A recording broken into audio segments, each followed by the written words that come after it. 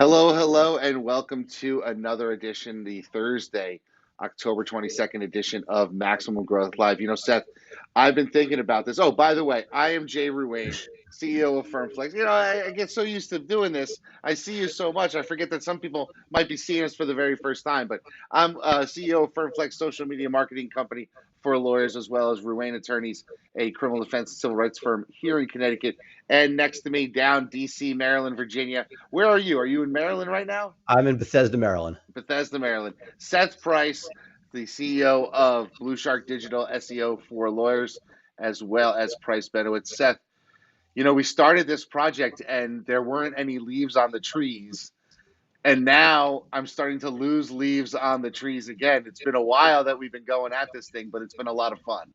It really has, and it's funny. We see things that we never thought would ever happen. I mean, part of the reason we started this, obviously, is we had more time on our hands without commuting. But some of the things that you thought, hey, this is untouchable, would all of a sudden, and the breaking news that we've seen over the last couple of days with Google and antitrust, to me, this could be a game changer. Your take, Jay? Yeah, it's interesting. I, I agree that Google owns a lot of the market.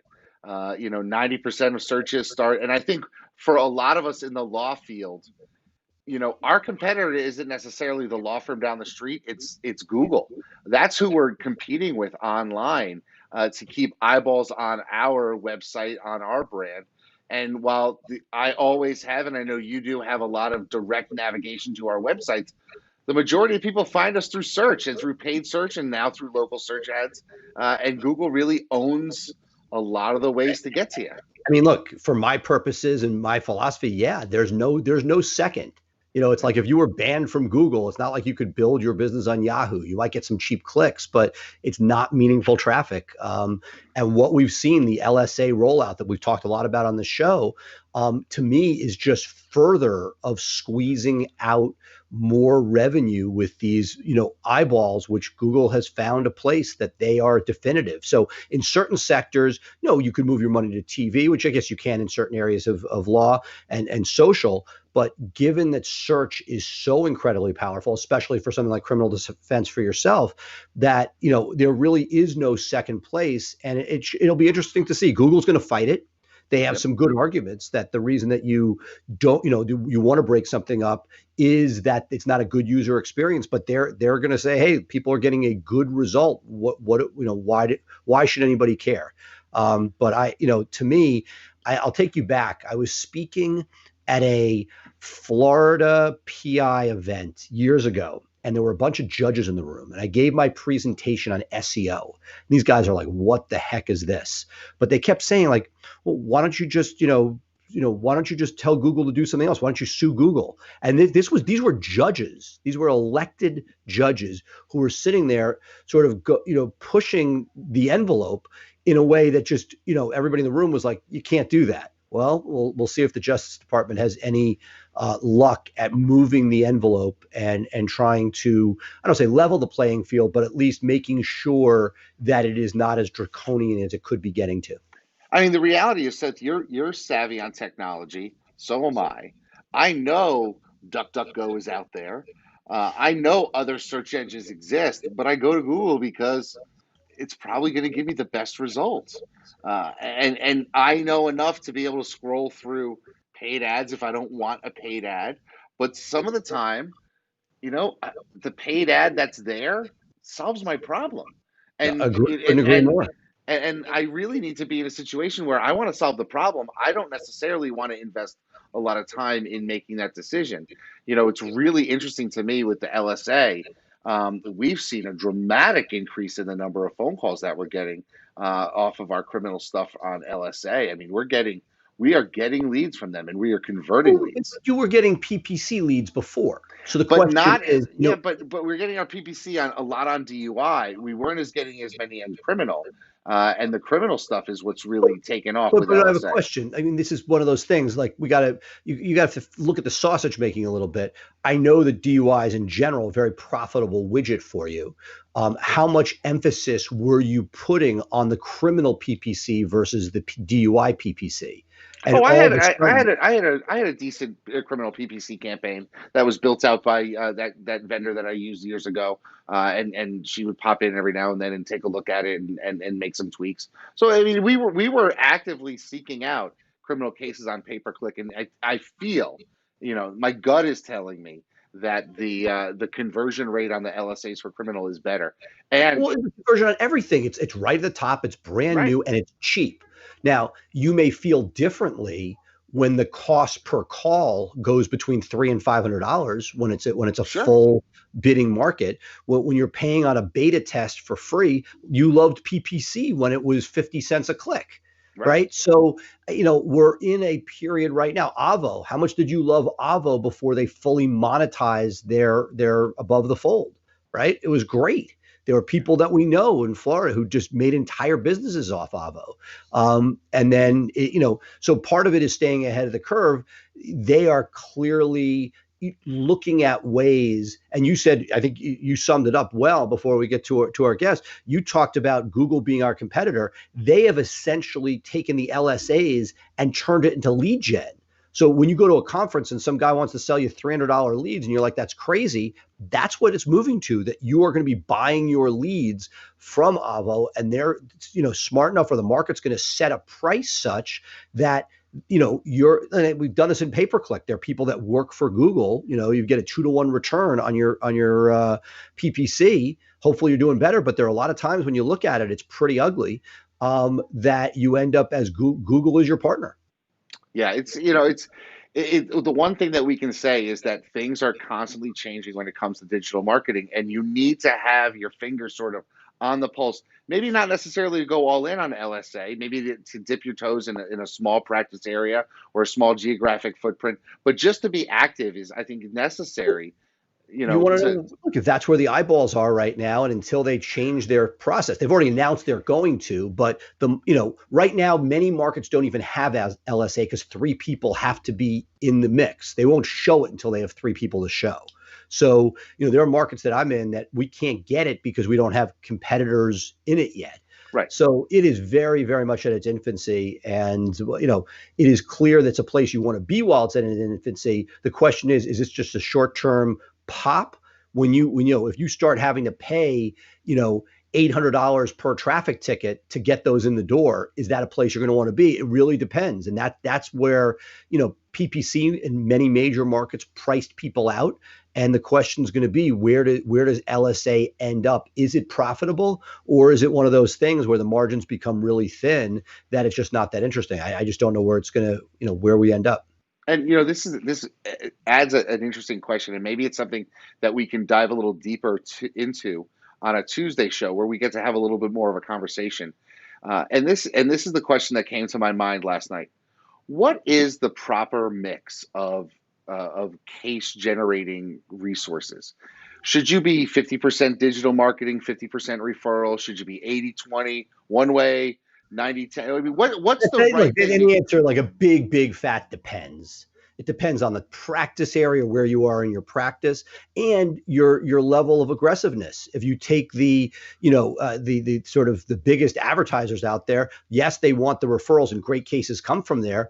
But if you look at a Morgan and Morgan, they made it by pushing a ton of media through TV. I've done it through digital. I wouldn't have 40 lawyers if I was not pushing things. We get tons of referrals, but not enough to keep 40 lawyers. In 12 years, I wouldn't have a 40 lawyer referral funnel. So it really is a question of like But what you want. And if you stayed solo, let's say you said, you know what, I'm getting rid of every lawyer in my shop and it's just me. You could probably feed a fair bit of yourself on just referrals and have maybe 25% to fill in the slow times with digital media. So I think a lot of it has to do with what you want. When I talk to people at Blue Shark about whether, is SEO right for them, part of it is if you're a solo and you're grossing 400 to 500, let's say you're grossing 500 in a criminal practice, that's a lot. If you add to that, let's say it's a referral practice, and then you add digital media to what you're doing, you better hire additional staff, lawyers, in order to execute that work, or you're going to collapse And it just doesn't make, you have to figure out what, where you are as far as resources to fulfill the work and what you want out of it. And I think that would probably be, if I would to give a short answer to your question about the mix, it really depends upon what you want as far as growth. If you want growth, you're going to see a higher percentage of non-referrals as you feed that engine. If you're a lifestyle person, then you can get away with a much higher percentage of referral business. Well, yeah, I mean, those are all things that you got to consider. The thing that really sort of jumps out to me is you've built this firm, 40 lawyers, on the backbone of digital, but there's been a significant financial investment into digital. And I'm going to challenge anybody out there. Give me some comments down below. Are you investing the same proportionally in referral marketing as you're investing in digital marketing? Because you and I both know I can get a click for 175 or $500 from LSA, whatever it turns out to be. But if you take that same $500 or for me, a couple $100,000 a year budget that I'm putting into digital, and I put that into referral, I could have a decent, I'm out networking with I people, think I'm it buying depends. dinners, First I'm of all, you're a unicorn, right? You're not normal. So let's put it that way. Things happen to you, and Pete, you're the only unicorn out there, but that for the average person, if you sort of take everybody to dinner for criminal cases, my hypothesis is it is very hard to build a blue collar, meaning not white collar, but a blue collar criminal practice simply on referrals. Time, you can build it, you can build reputation, you may come out of the prosecutor's office, but generally that is not an easy road. And if you spent all your time at BNIs and sweat equity in those, would you get cases? I'm sure you get some cases, but I don't think enough to justify it compared to the money you're putting into digital, where people are going, they don't want to talk to their friends and neighbors. And because that's the problem, depending in criminal, there's a very large percentage of people that don't want to go through somebody to get to you. They're going to come straight to you. And that's, so, and again, as you move down the totem pole, let's take a jump ball, a trust and estates practice, right? Meaning many more people are doing it through referrals than they are through digital. So yes, if you put the same amount of money into referral marketing and trust and estates versus digital, I could see that you could allocate it either way potentially, but it really then depends on the person. Are they closer to the Jay Ruane unicorn who can monetize stuff out of a cocktail party? Or are you going to be spinning your wheels, taking people, whining and dining them, and not ending up with that stickiness that gets the referrals in the door? Okay, so that's really interesting. I think it's something that we're going to be able to talk a little bit more about, over the next couple of weeks and months, because I think it's something that is a conversation people need to have with themselves. And it really goes back to what is your vision and defining your vision early on where you want your practice to be. But we've got some guests today that are coming on, and they're interesting because we met them through, I guess, a networking event. I met them through a mastermind experience event where I got That's where I met them as well. Yeah, and so talk about who our guests are, because Well, we look, met the them Jersey we met boys, them in a natural situation. right. And so look, we have a pair of lawyers. We'll introduce them after the break. And these are guys that started their own firm. As many people watching the show have wanted, they broke away, one senior, one mid-level attorney. And it's been fascinating to watch the growth that they've had. Personal injury, plaintiff's work, where it's on contingency, means the money is not coming right away. You got to figure out a way to make sure that you're funding these cases, staffing them, and the money is on the come. So, it has been a pleasure to watch the Jersey boys and their trajectory of, we said we're going to do it. We started with X, we added resources, we worked the cases. And to me, they are an awesome success story of what a vision and hard work and executing on that vision will bring about. All right, so that's awesome. So we'll leave it at that. Let's take a quick break, and when we come back, we're going to have, as you call them, the Jersey boys, and we'll be right back with this edition of Max Growth Live.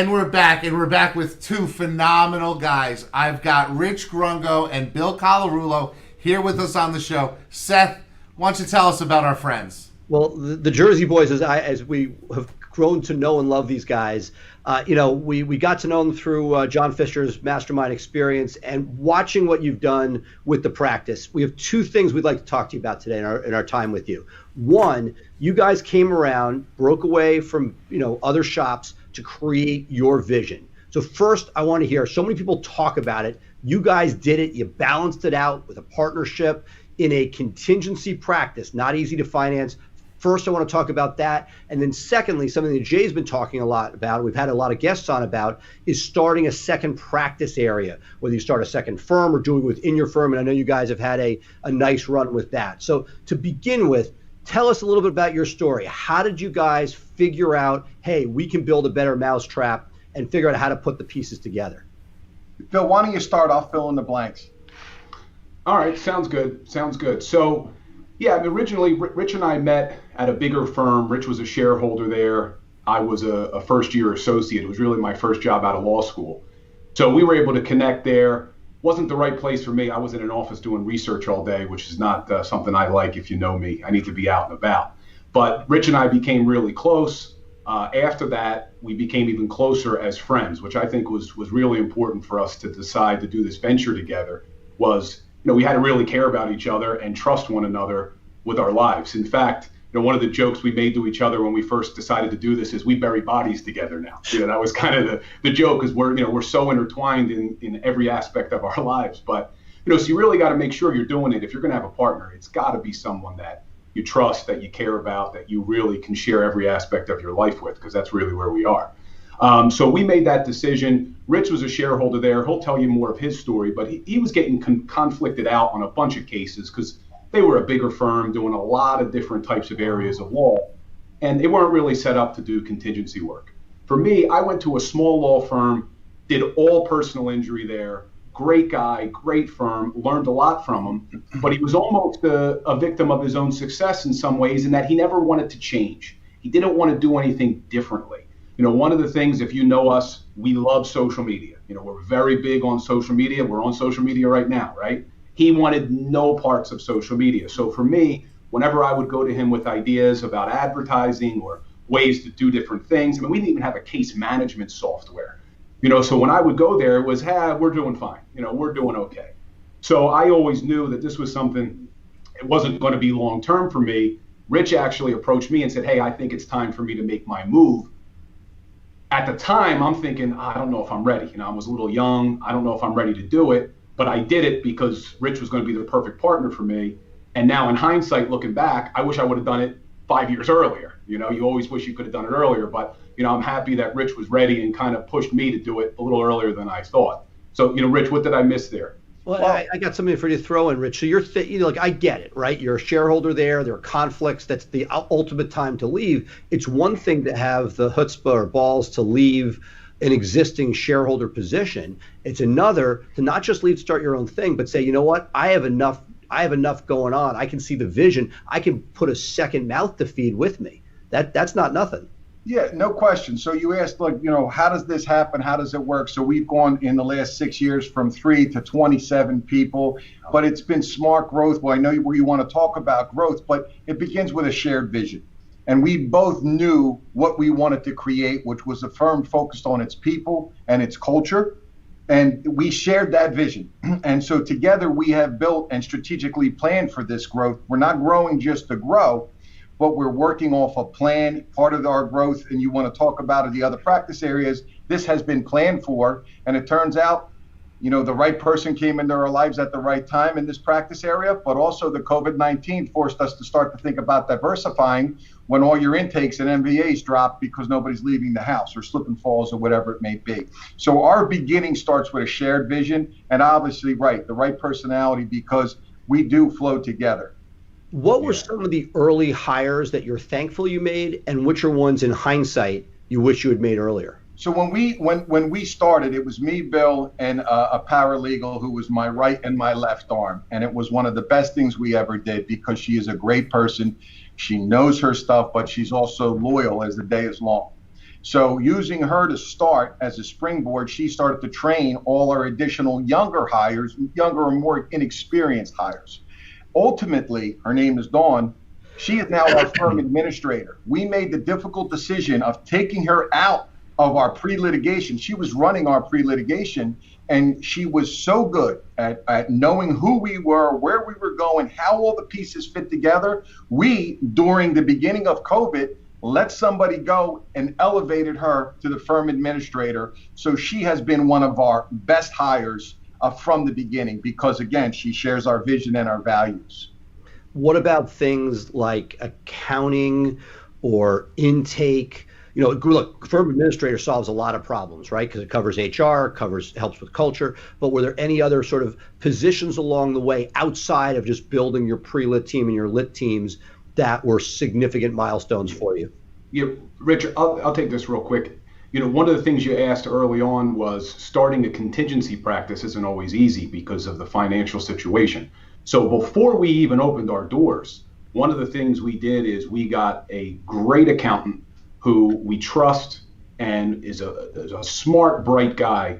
And we met with him for months before we even opened our law firm in planning every single detail from a financial perspective. We looked at what we thought it was going to cost, every single item of what our overhead was going to be. And then Rich took what his cases were that he was going to be bringing with him, the cases I thought I was going to be bringing with me. We put estimated values on them. We decided how much we were going to owe our current firm so that we could figure out from a cash flow perspective, okay, realistically, when are these cases going to settle, so that we could figure out what could we afford when we opened up our doors. Because neither Rich or me, you know, love my parents to death, but they don't have a ton of money. My dad's a police officer, my mom's a secretary, Rich comes from a similar background. So we needed to make sure we did this smart because we did not have a ton of money to try to grow the way we. It's a sobering experience to put together a personal financial statement. I didn't even know what one was Yeah. 6 years ago. A PFS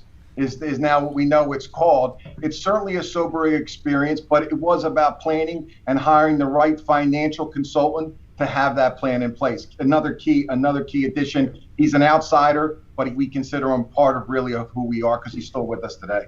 You know, what I've gotten to know you guys as Jay has in snapshots, right? Different masterminds, different events that we've gotten to meet up at. And it's been neat because I know that like there was the excitement when it first started. There were some moments where you're like, man, this is touch and go. And there are moments where like we're crushing it. When you look back, the thing that I always want to bring to our audience, you know, what are the things so that if somebody else is about to do this, what did you wish you had known going in? You sounds like you did a really good job meeting with accountants, but what are the things you're like, man, if we had done this up front, it would have made it that much smoother? Yeah, so what I will say, and I'm not kidding about this, I wish I would have met guys like you, Jay, John Fisher earlier. So you ask about keys to our success. We met you very early on in our journey, Seth and Jay. John Fisher is another one. And there's a number of other individuals that we have met through networking that were critical to our development. Particularly another individual is Craig Goldenfarb, who everybody knows well. He really sat us down, and I asked him at dinner when we were down in Fort Lauderdale, when we were, I think, a year out of starting the firm, what do you wish you did? The same question you kind of asked me. He goes, I wish I hired my firm administrator sooner. That was the one mistake I made. So, of course, at the top of our note was go back and hire a firm administrator, which we eventually did, but ultimately replaced it with this paralegal during this COVID time. So getting the right people, like the phrase real quick, Seth, is, you know, always looking around the room, because if you're the smartest person in the room, you're in the wrong room. And hanging out with you guys, we are definitely not the smartest people in the room. I assure you that. Yeah. That's awesome. Jay. Hey, guys. So, you know, I was lucky enough to sort of be on this journey with you. I can remember at a mastermind where your hot topic for the hot seat was, you know, hiring. You were about to hire some more staff because you were going from a team of 3 to getting larger at that point. And one of the things that you're talking about is how COVID impacted the case flow into the office. But one of the things that we have talked about offline, not during the show yet, but I think it's important to talk about, is that you're also thinking about the impact on the motor vehicle accident market 5 years, 10 years, 15 years down the line. as a way to sort of be prepared for it. Because a lot of lawyers think, well, whatever, if you were to go back a year ago, there's not a lot of lawyers who would say, oh, there's this pandemic that's going to come and I need to be prepared for it. They would just be blissfully going along, not really changing much. So let's talk a little bit about your decision to sort of add practice areas that work well within your, fighting for the underdog kind of mentality. Because I think that's something that people want to hear, because you've decided to in-house it and not set up a second or third firm as some other lawyers have done. Yeah, let me just start by saying this, Jay, real quick. We had decided early on, Bill and I, with our shared vision, we don't want to do hourly work, okay? I worked at a big firm. I know about billable hours. I've never really done much of it. I didn't want to do that. We wanted to do injury work. We wanted to do contingency work, obviously, and we knew that's where we would begin. But when you talk about COVID and pivoting, we strategically planned. So the area that we created during this COVID area was employment law, employment discrimination, hostile work environment, all those things. We brought in the right people for that. This was part of our strategic plan already. Just the timing helped expedite it. And so two things I want to say before I let Bill talk was, you talk about how you prepare for these things. The one book I will throw out there is Who Moved My Cheese? Simple read, but it's about preparing for these types of unexpected things. The cheese isn't always going to be there. Intakes drop.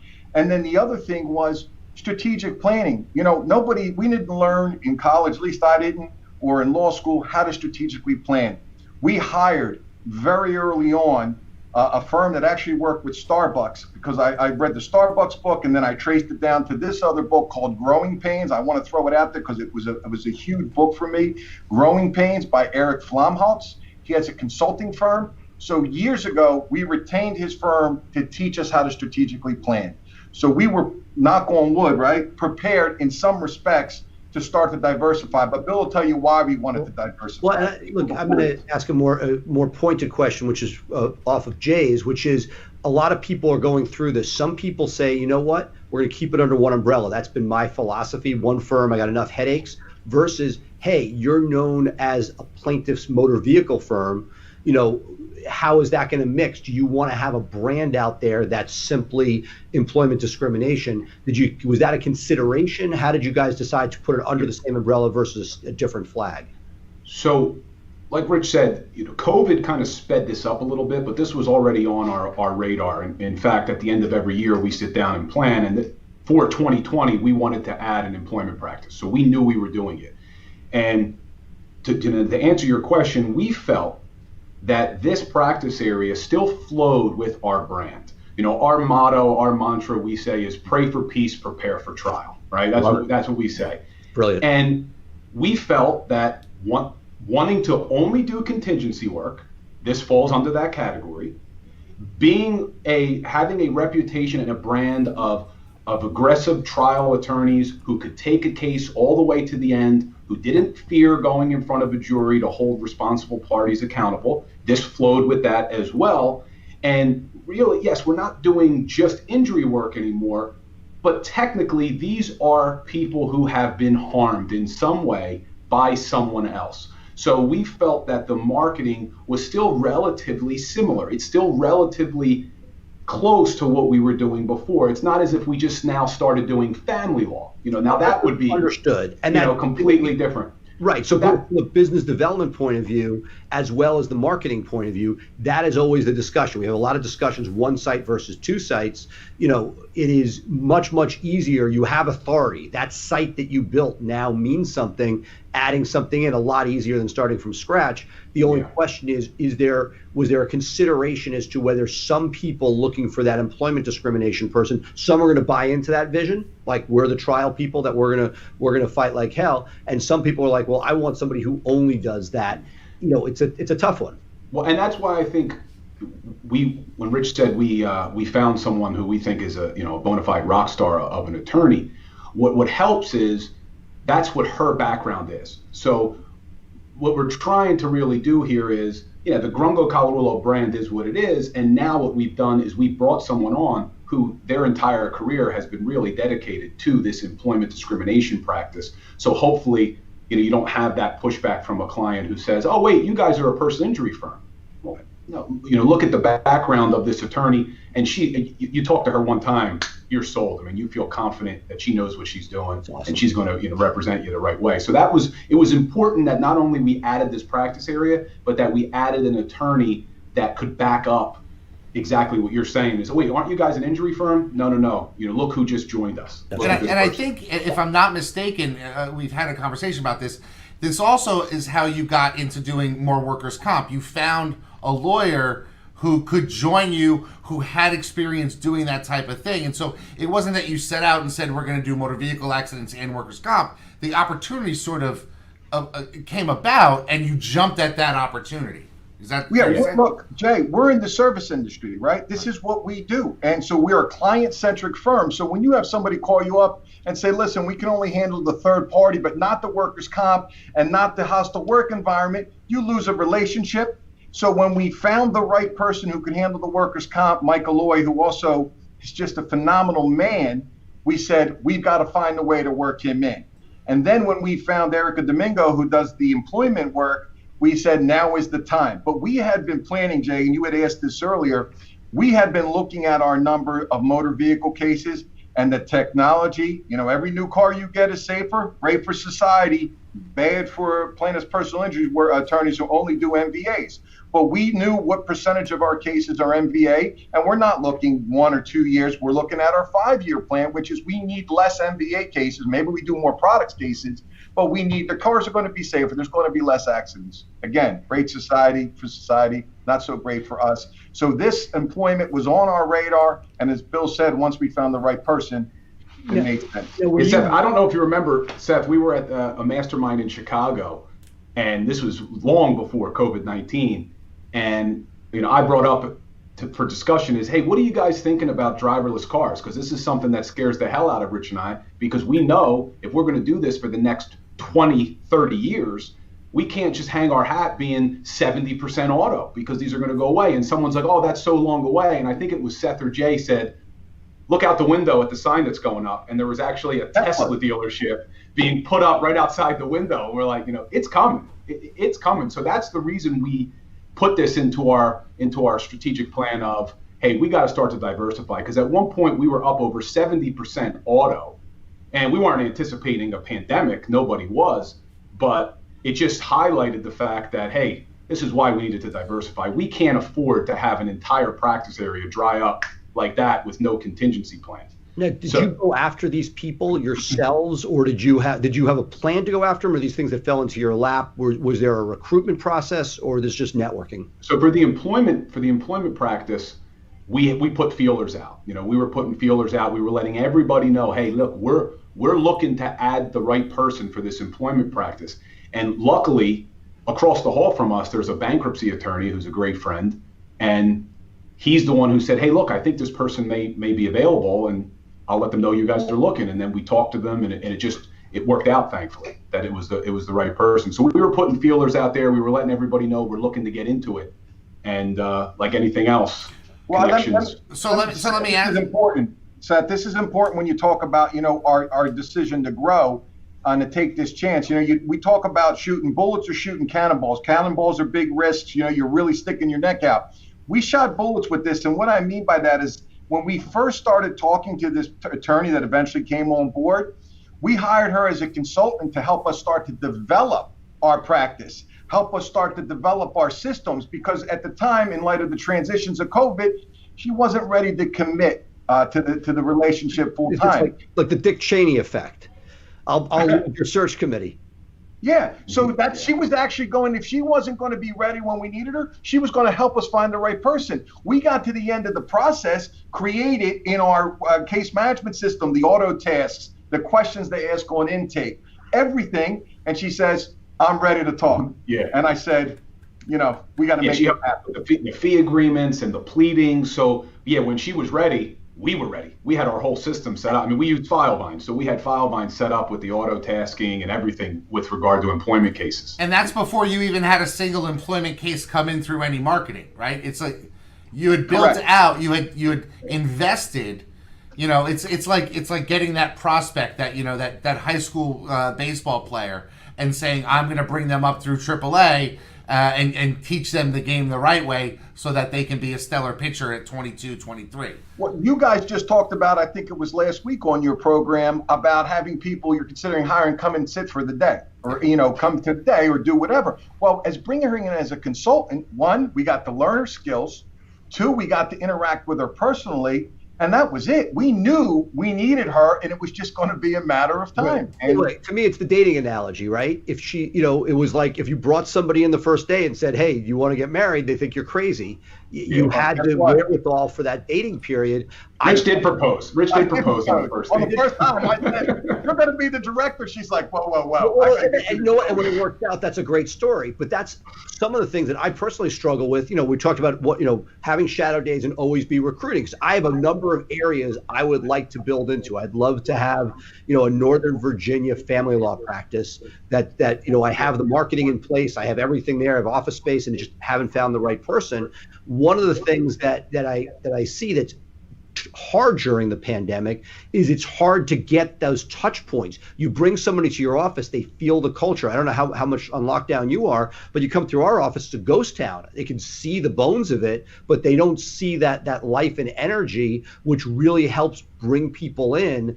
And so just wonder, during this, you made this pivot during, now granted you had planted seeds and it was not a one and done interview and they're in, but have you made any adjustments as far as how you are getting to know people for filling open positions or growth during the pandemic? Yeah, so you said something, Seth, the word culture. It is the key to our existence. It is our number one strategic asset. And your culture, whether it's yours or anyone else, cannot be duplicated. So we have been growing, focused on our culture and our values. And so you ask, how do you figure out in this new world? Well, Zoom's been pretty dang effective. You can have all your faces in a meeting in front of you. If you were in a conference room, you can't look at 10 faces at one time, 20 faces at one time, and be zoomed in.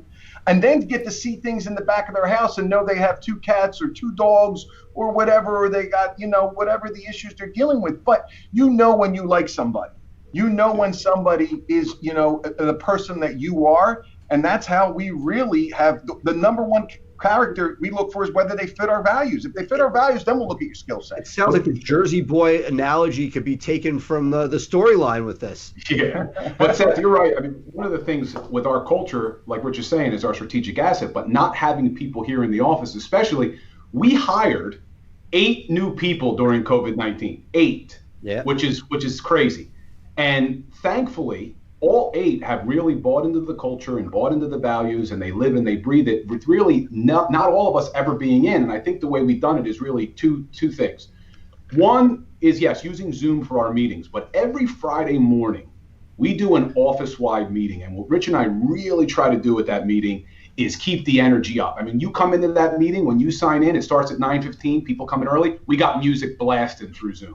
We got, music blasted. We got people going. I mean, you ever been to like a Tony Robbins or something like that? They got music going. They got the energy going. So we have that music going. We try to get people in. Rich and I may not be feeling it every Friday, but we're going to put it on. We're going to have that energy. We're going to be joking around with our people, trying to let them see that this is not just a dry, boring place where we come in, we clock out, trying to keep that energy up.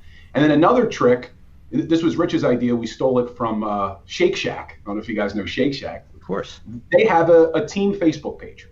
We have a team Facebook page just for our team members.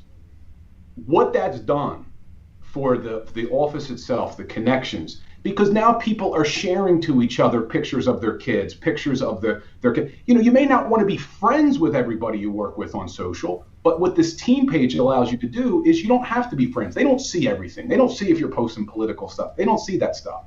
But they're seeing what you just want to share with this team page, and it's been great. You got people sharing when they're out with their kids, or something happened with their daughter or their husbands. So it allows us to connect on a different level, even though we're not here in the office together. I love that. I think that's great. I mean, I love what you guys are doing on social. I know I'm the social guy. Seth's the anti-social guy, but I love the stuff that you're doing, and I think it's great. So the team Facebook page is certainly something that we might. I may steal that. Yeah. That's awesome. One of the things we've always talked about is an alumni page as we've grown and people move on. But I feel like, very often we are, and there was a point where Facebook was pushing a product for this, where you could have this as an engine. I don't think it ever got the legs, but it sounds like you guys made your own, and that's awesome. Jay, you got a final question? So now things are looking up. You're diversified again. Now, are you guys already talking about 2025 and where your firm's going to be? Are you still doing that sort of advanced strategic thinking? Is that something that's still part of your planning, or now that you've made it to where you want to be, now it's really focused on the weeds? Well, tell me about your future and what you're doing to get there. Yeah, so we work off of this phrase, if it ain't broke, break it, and again, we're looking at everything. We strategically plan. So we have quarterly offsite meetings, the leadership, but also then we have a end of the year strategic planning session offsite. Maybe challenging this year as a result of COVID, but for us here in Jersey, we go to Atlantic City. We spend 2 days with an agenda, and we strategically plan based, as I told you, on how we learn to do it from an expert. And so we will look at all these things. We have a couple other ideas we didn't execute on this year, and then we'll put them to the top of the list for next year. So we're not done changing. We're not done growing. We'll take a look at everything, but we were able to check a lot, move, and I'm sure you guys have heard the phrase rocks from the traction boats. We were able to move a lot of rocks this year. We've been very fortunate in this climate. And so our viewers know who participates in that strategic planning. Obviously it's you two, but who else do you involve in that? So we invite the head of the departments. So we have a pre-litigation department. We have a marketing department. We have the firm administrator and Bill and myself. So it depends, but this year it'll probably be 5 or 6 people. Okay. And then, very importantly, as transparent as we can be, we take those rocks, those goals, and we take them back to our Friday meeting and we show everybody, this is what we're trying to do. Now, again, there's a limit to transparency. We don't go through every number. Right. But we certainly let them know, for example, we want to try to get X amount more of nursing home cases or employment cases. We want to reduce the amount of MVA cases compared to other cases. We want to get that percentage lower. We'd like to up our Google percentages. More cases from Google, love cases from other attorneys, but would prefer them come through Google because there's no referral fee. Well, question, when you're doing that, facilitated or non-facilitated meetings? Do you have an outsider come in, or you do this yourself? We're doing it ourselves based on what we learned. It's that we have an agenda. There are breaks worked into the agenda. We stick to the agenda. And the bottom line is this will be the 3rd or 4th year of us doing an annual retreat. And I think it's made all the difference. That's awesome. Well, something real quick, Seth. Something Rich just mentioned real quick at the end that I think is extremely important, and we've gotten positive feedback on it, is after we do every quarter those meetings, at that Friday meeting I was telling you about, we put together a presentation where we present all of the rocks from last quarter, what was moved, and then all of the rocks for the next quarter, so that everybody here understands the vision, that we all are working towards it, as opposed to, no one knowing what's going on except for leadership. Oh, I didn't realize we were doing that. So we make sure everybody is invested. It adds to the culture too. Everybody feels like they are a part of it. It's not just Rich and I at the top telling them what's going on. We're all a part of this in trying to move those rocks. So I think it's important to be as transparent as you can. This has been awesome, and I think that anybody who is looking to leave a firm and do it themselves, this is as good a roadmap as you're going to get. I'd ask as my final wrap-up question to each of you. We get more of our listeners are in a position where they've either just left or are thinking about leaving.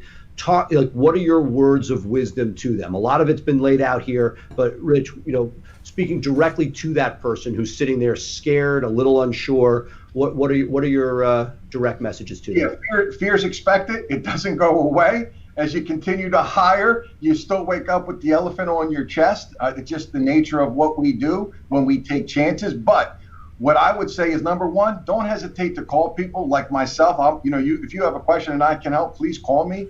I learned from John Fisher and guys like you, give, and don't look for anything in return. So whatever I can give back to anybody, I will. And I really attribute that because just watching John Fisher work. But the bottom line, they can call us. But one thing I would say is find groups like John Fisher Masterminds or Maximum Lawyer, where you are networking with experts like you and Jay, because again, I think all these ideas, all these things we're doing, we picked up at these meetings or from books recommended at these meetings, because everybody stands on somebody else's shoulders. There's no question. Yeah. Bill, you get the last word.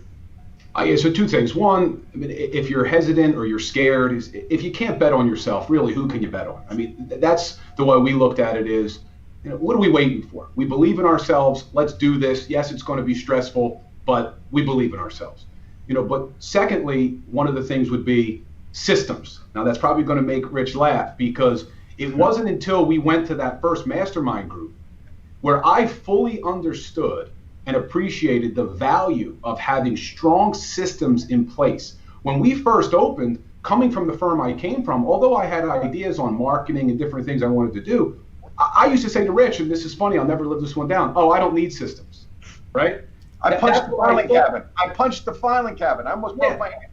That's what I thought when we opened up this firm. And it wasn't until we went to that first mastermind group where I heard other people like you and Craig talking about their systems, where literally it was like a light bulb, like, oh my God, this isn't a small mom and pop law firm where, I'm going to just do everything myself. Like we're running this like a business, and we need strong systems. And I did a complete 180 after that. And really, when you first open, start working on your systems before you even open the door. Start working on your systems. It's amazing to me looking back 6 years ago that I really thought I didn't need systems. I actually said that. That's embarrassing, but it's the truth. So work on your systems. It's the most important thing that you can do. And that's really something you can do before you leave.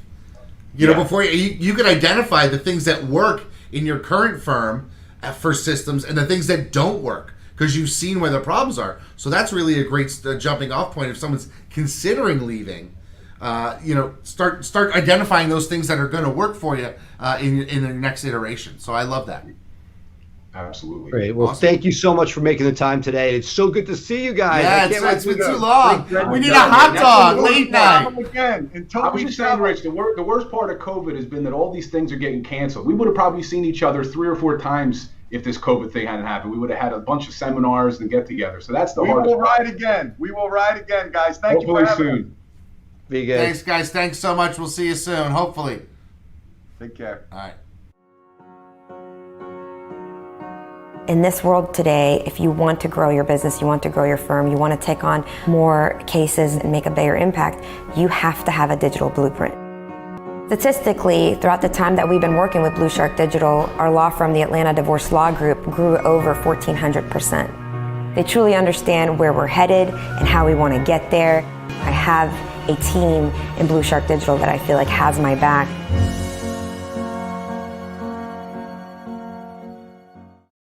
I'm a boss chick, yeah, I'm a boss lady, yeah, I be calling shots, yeah, I be getting money, yeah, I'm a boss chick, yeah, I'm a boss lady, yeah, I be getting money.